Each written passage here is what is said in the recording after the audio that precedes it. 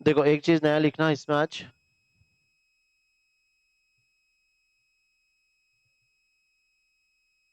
Concept of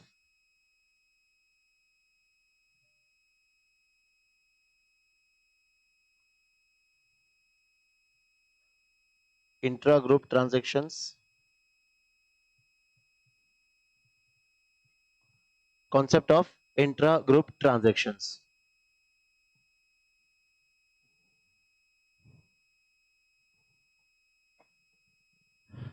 ना देखो इसमें दो पॉसिबिलिटीज है। दो पॉसिबिलिटीज मतलब क्या, एक तो होल्डिंग कंपनी और दूसरे सब्सिडरी कंपनी। अब पहला ऑप्शन, होल्डिंग कंपनी ने गुड्स बेचा है किसको, सब्सिडरी को, और दूसरा सब्सिडरी ने गुड्स बेचा है होल्डिंग को। ठीक है, ये हम लोग ने और कहां पढ़ा था बताओ, अमालगमेशन में, याद आ रहा है? ब्रांच में भी पढ़ा था हाँ, लेकिन ज्यादा अमालगमेशन में क्या था, एक कंपनी दूसरे कंपनी को क्या बन रही थी, गुड्स बेच रही थी, और फिर जब दोनों कंपनी एक हो रही थी तो हम लोग क्या करते थे, अनरियलाइज्ड प्रॉफिट, अनरियलाइज्ड प्रॉफिट को हम लोग क्या करते थे, निकाल के फेंकते थे। सेम वे यहाँ पे भी यही चीज करनी है। अभी समझो इसमें दो चीज आएगी, एक लिखो अपस्ट्रीम और एक लिखो डाउनस्ट्रीम। अपस्ट्रीम और डाउनस्ट्रीम, थोड़ा दिमाग लगाओ। अपस्ट्रीम किसको बोलेंगे, कौन किसको गुड्स बेच रहा है, अपस्ट्रीम। हाँ, सब्सिडरी, हाँ सब्सिडरी लिमिटेड गुड्स किसको बेच रही है, होल्डिंग लिमिटेड को, होल्डिंग कंपनी को, इसको बोलेंगे हम लोग अपस्ट्रीम।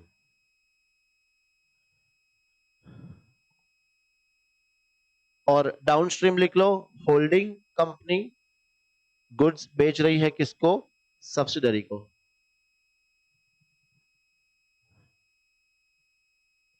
चलो अभी फर्स्ट केस अपस्ट्रीम, सब्सिडरी ने गुड्स बेचा है किसको, होल्डिंग को। अब थोड़ा दिमाग लगाओ, इन दोनों में से प्रॉफिट किसका होगा, सब्सिडरी।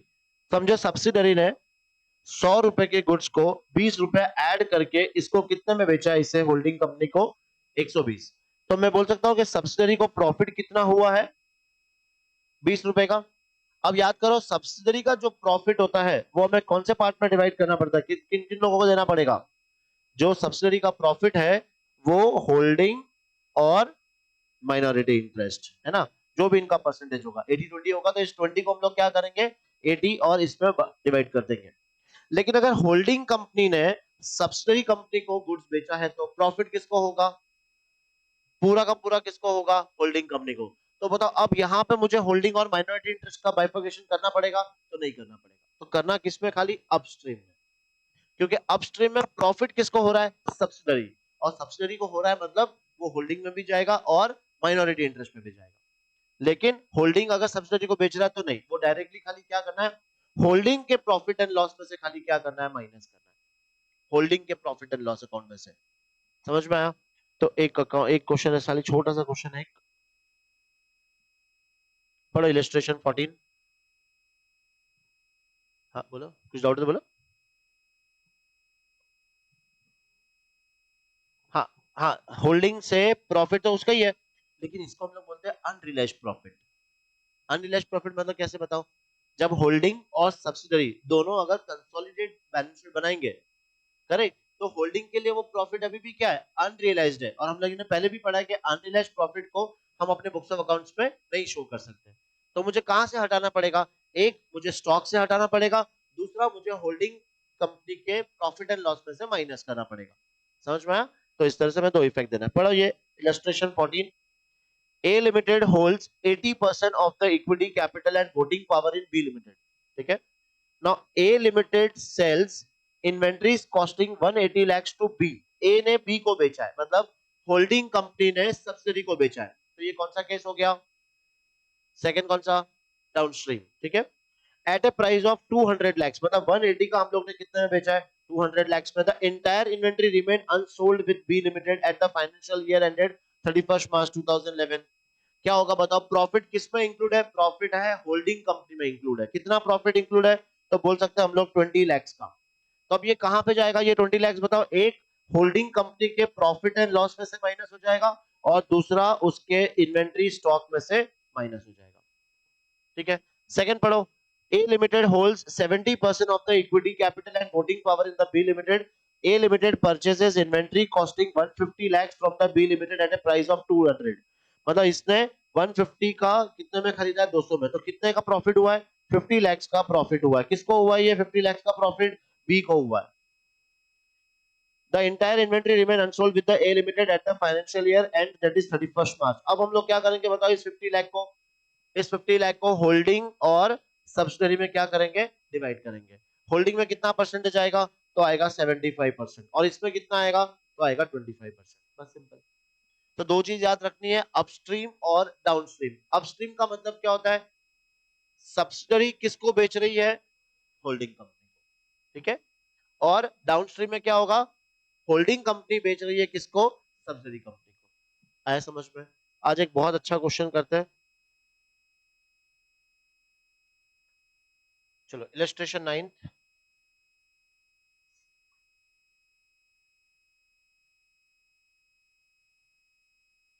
पढ़ो फर्स्ट लाइन में क्या दिया है।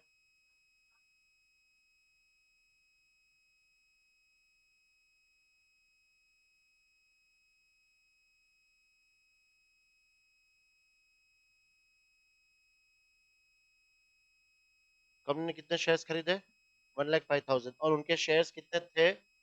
1,50,000। तो अपना कितना परसेंटेज है? 70% है ना। अपना शेयर है 70% और बाकी माइनॉरिटी इंटरेस्ट कितना आ जाएगा? 30% आ जाएगा। ठीक है। फिर देखो और क्या दिया है।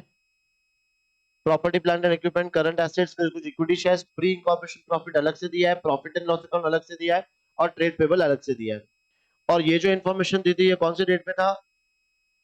जब हम लोग ने ये 31 मार्च 2011 जब हम लोग ने खरीदे थे shares.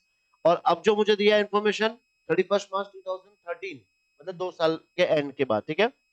P and Q limited gives the following information. देखो अब क्या क्या दिया है। Equity shares before bonus issue, कुछ होगा बोनस इशू, देखते हैं अपन। फिर सिक्योरिटी प्रीमियम, और देखो प्री इनकॉर्पोरेशन प्रॉफिट अभी भी एज इट इज रखा है। पहले जो 30 था वो अभी भी एज इट इज 30 पड़ा हुआ है। फिर general reserve, profit and loss, trade payable, property plant and equipment, investment और करंट एसेट्स। नाउ प्रॉपर्टी, ये देखो प्रॉफिट एंड लॉस अकाउंट एक थोड़ा ना यहाँ पे नजर डालेंगे हम लोग। जब हम लोग ने इस कंपनी को खरीदा था, मतलब है ना, शेयर्स खरीदे थे, तब प्रॉफिट एंड लॉस का बैलेंस कितना था? 60। और अभी कितना हो गया? 420। तो हम लोग क्या बोल सकते हैं कि 60 तो हो गया प्री, और ड्यूरिंग द ईयर जो हमने कमाया 360 वो हो जाएगा पोस्ट। पढ़ो ये फर्स्ट वाला एडजस्टमेंट और देखो क्या करेंगे, सोच के बताओ।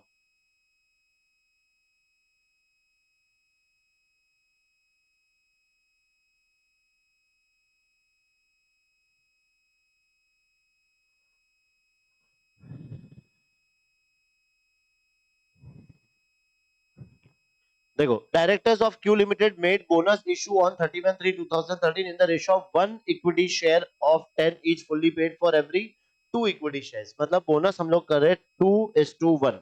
Directors of Q limited. अब क्यू के पास कितने शेयर्स है बताओ? क्यू के पास शेयर्स है 1.5 लाख। तो क्यू के पास शेयर्स है 1.5 लाख, 75,000। ठीक है।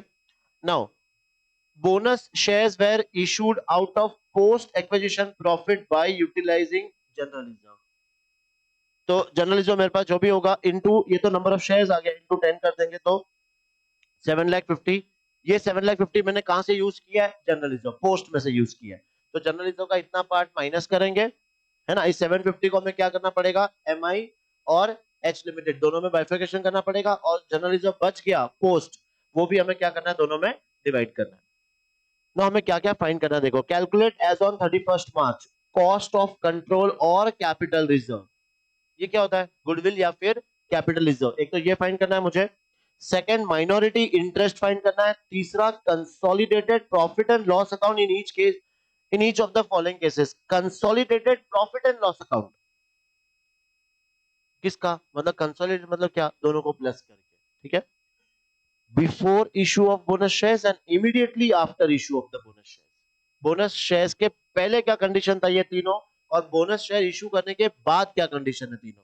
ये हम लोग को फाइंड करना है। ठीक है। इलस्ट्रेशन 9। सबसे पहले हम लोग यहाँ पे वर्किंग नोट क्या बना देंगे, share holding pattern.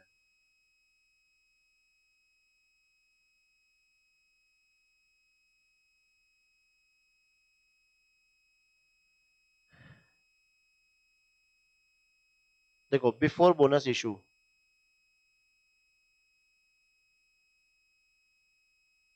Before bonus issue company का नाम क्या था, पी लिमिटेड। अब पी लिमिटेड के पास पहले कितने शेयर्स थे, 1,05,000 डिवाइड बाई 1,50,000 इनटू 100, तो ये आया था इसका परसेंटेज 70%।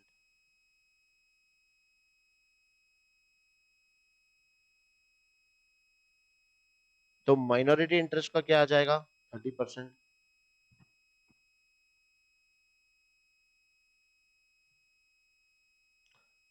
अब निकालो after bonus issue,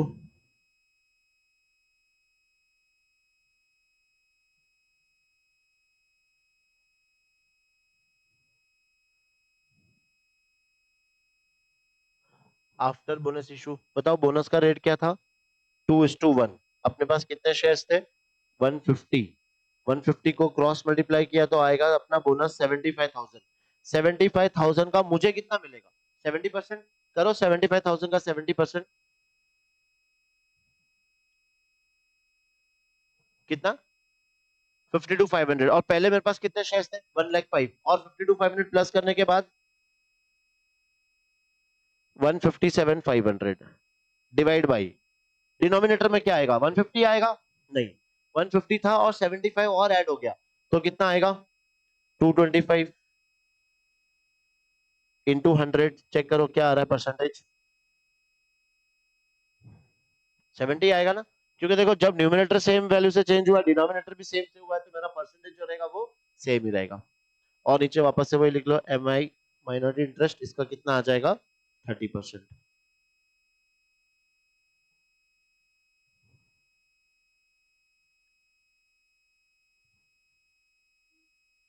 next,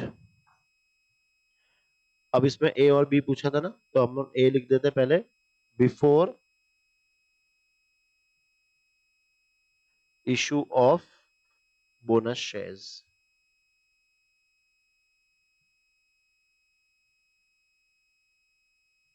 before issue of bonus shares. पहला हम लोग क्या निकालेंगे, cost of control, cost of control और कॉस्ट ऑफ कंट्रोल और capital reserve, cost of control और capital reserve.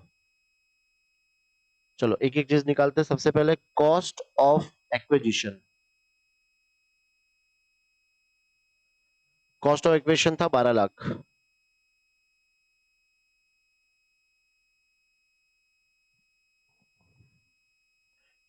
Cost of acquisition 12 lakh. बताओ अब इसमें,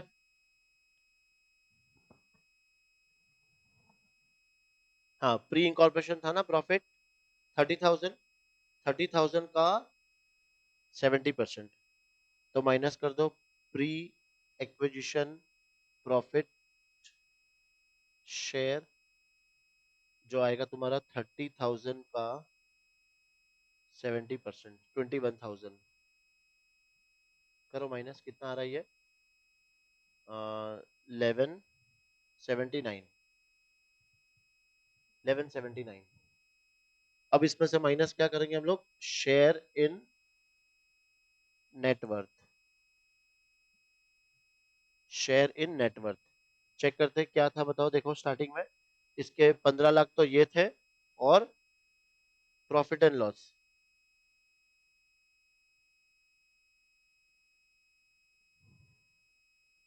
1560,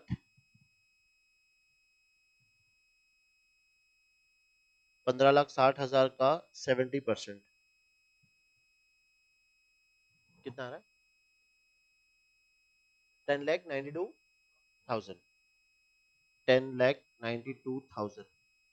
बताओ फाइनल आंसर, गुडविल कितना आ रहा है, गुडविल तुम्हारा आ गया 87,000।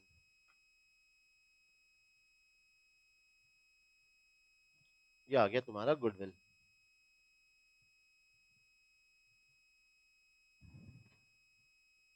सेकेंड हेडिंग लिखो माइनॉरिटी इंटरेस्ट।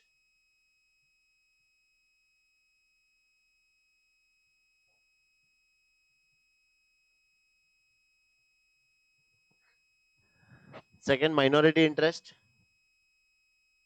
बताओ कैसे आएगा। सबसे पहले क्या क्या लेंगे, शेयर इन शेयर कैपिटल, कितना था उसका share capital, 15 lakh.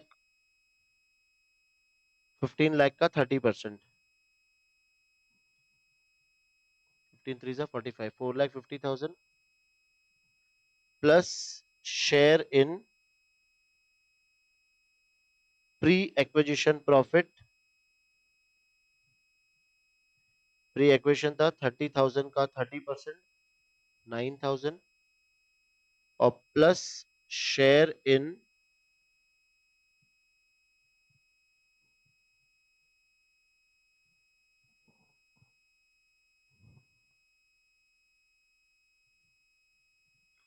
Share in, पहले तो लिखना प्रॉफिट एंड लॉस,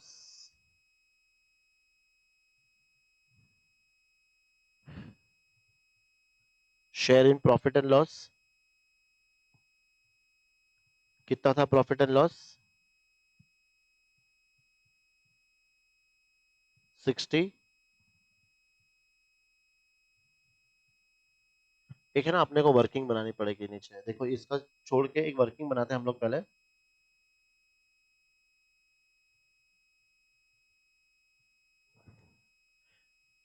देखो पोस्ट एक्विजिशन प्रॉफिट, एक वर्किंग बनाओ, before issue of bonus shares और after issue of bonus shares.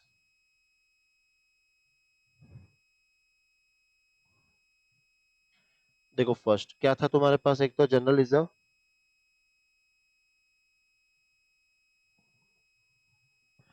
General reserve कितना था जनरल रिजर्व, देखो 1905 है ना।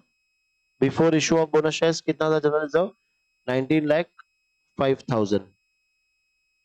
आफ्टर में कितना आएगा बताओ, इसमें से क्या माइनस हो जाएगा, 7,50,000 माइनस हो जाएगा, तो करना माइनस 19,05,000 माइनस 7,50,000,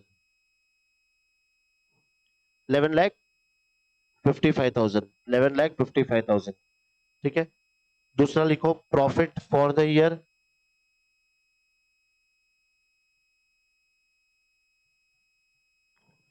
बताओ प्रॉफिट फॉर द ईयर कितना है।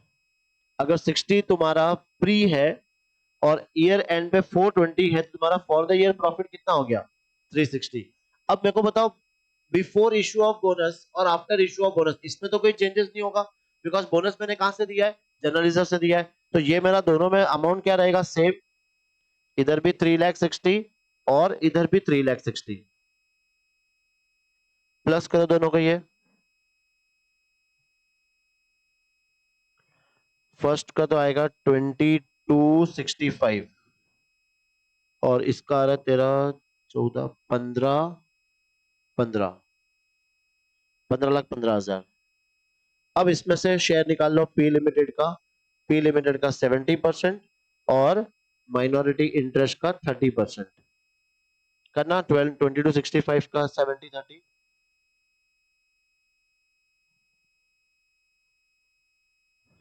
2265 का पहले 70%,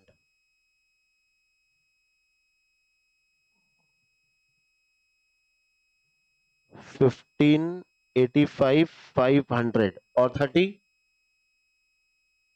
पूरा वापस थोड़ी करना था, खाली एक माइनस करके इक्वल टू 6,79,500, 10,60,500 और 4,54,500, 54,000।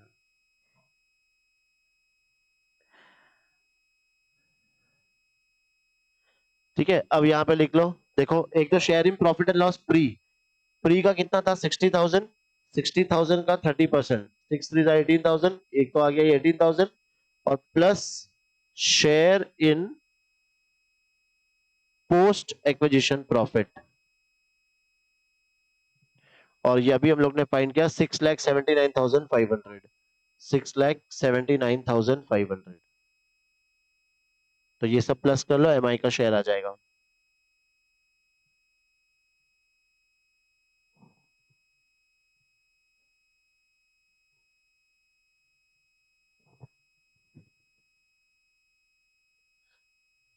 करो प्लस, कितना है तीनों, ये चारों, ये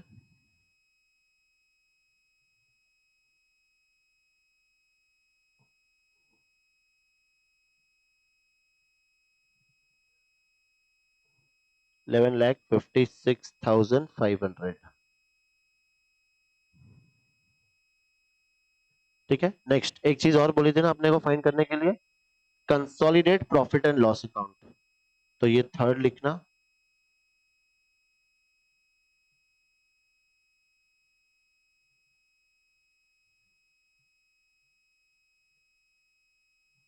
consolidated profit and loss account.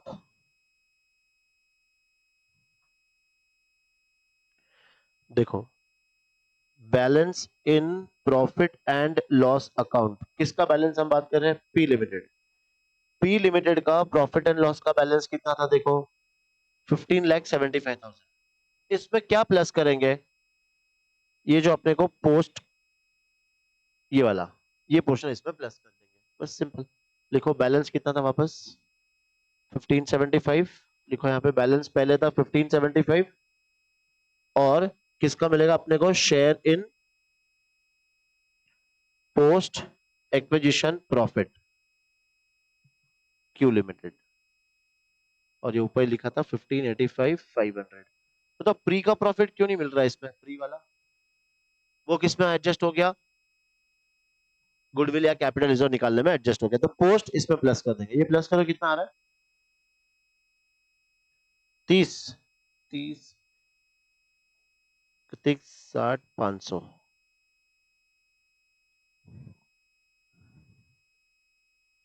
तो ये हम लोग ने क्या निकाला, before issue of bonus share. अब थोड़ा सा टाइम लो और तुम लोग फाइंड करो कि आफ्टर में क्या क्या चेंजेस होंगे इन तीनों में,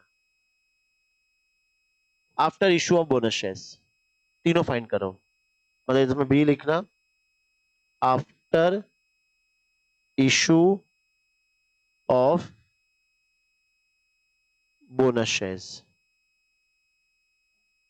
तीनों चीज फाइंड करो और चेक करो क्या चेंजेस आएंगे, है ना। आफ्टर में निकाल लो सब एक एक चीज। देखो फर्स्ट, पहले क्या निकालेंगे हम लोग, कॉस्ट ऑफ कंट्रोल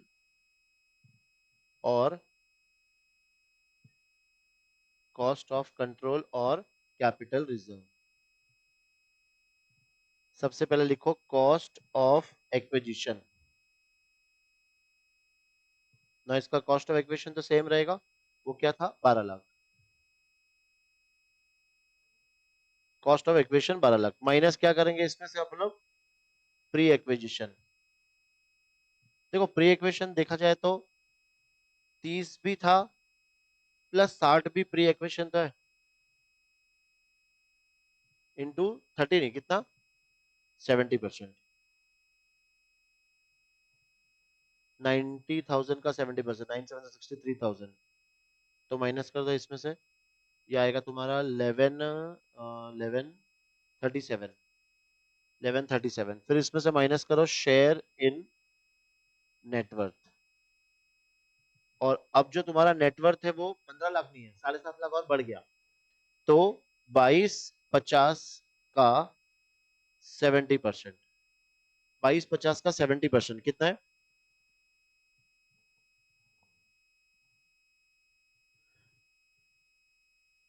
1575, 15,75,000, 15,75,000। इस बार मेरा नेटवर्क का वैल्यू ज्यादा है, तो जो आंसर आएगा वो मेरा क्या होगा, कैपिटल रिजर्व। कितना है बताना, 4,38,000, ये अपना कैपिटल रिजर्व आ गया।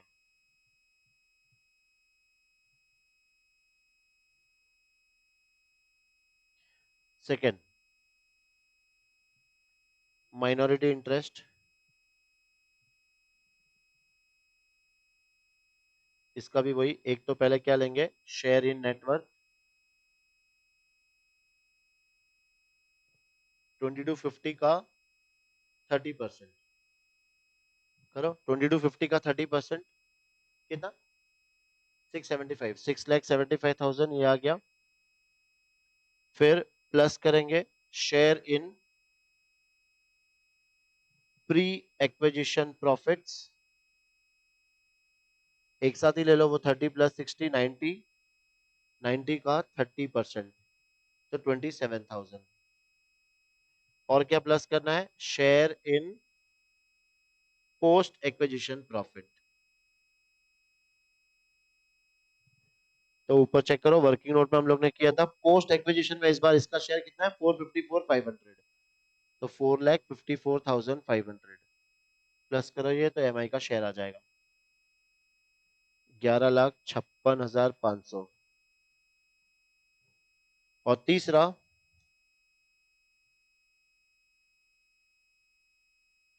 Consolidated profit and loss account, consolidated profit and loss account ना, इसमें पहले वही लिखना है, balance in profit and loss account किसका, पी लिमिटेड ना, पी लिमिटेड का बैलेंस वही जो सेम था पहले, 1575 plus share in post acquisition profits, जो पोस्ट एक्विजिशन प्रॉफिट्स का शेयर था कितना था इसमें, 10,60,500, वो इसमें प्लस हो जाएगा 10,60,500। चेक करो ये आंसर कितना आ रहा है, 26,35,500। ये हो गया तीनों आंसर।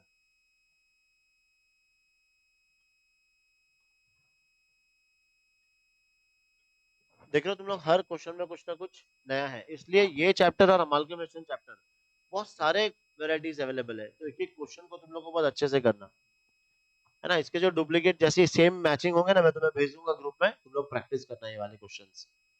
प्रॉफिट एंड लॉस का फॉर्मेट बना के तुम्हें क्या करना है, कंसोलिडेट करना है। देखो चार टाइप के क्वेश्चंस पॉसिबल है, मतलब चार नहीं तीन बोल सकते हैं, एक तो बैलेंस शीट को कंसोलिडेट करना, सेकंड प्रॉफिट एंड लॉस को, तीसरा कैश फ्लो को, और नोट्स टू अकाउंट तो वैसे भी हो रहा है। नोट्स टू अकाउंट जब हम लोग बैलेंस शीट बनाएंगे तो उसके नोट्स टू अकाउंट हो ही रहे हैं। जो कैश फ्लो वाला जो कंसोलिडेटेड है उसके क्वेश्चन बहुत कम आते हैं, मतलब समझ लो ना के बराबर, इसमें भी इधर एक भी क्वेश्चन नहीं दिया। तो 99% ज्यादा चांस किसके आने के, बैलेंस शीट वाले क्वेश्चन, 1% चांस किसका है, तो प्रॉफिट एंड लॉस वाले का, कैश फ्लो का तो कुछ भी नहीं है। ठीक है, और इसके अलावा और क्या क्वेश्चंस पेंडिंग है देख लेते ताकि फिर वो सॉल्व करेंगे। 16 कौन सा है, 16 भी बैलेंस शीट वाला है, ये भी एक अच्छा क्वेश्चन है, इसको रखते रुको। पहले आज इजी इजी वाला और कुछ है क्या देख लो। 6 हो गया, 7 भी हो गया, 8 भी हो गया, 9th कर सकते हैं। हाँ 8th में देखना, ये वाला नहीं कहते, ये हो गया था है ना, हाँ बुक में ही कर दिया था, मैंने ओरली कर लिया था। चलो अभी 9th वाला क्वेश्चन एक बार गो थ्रू करो, देखो।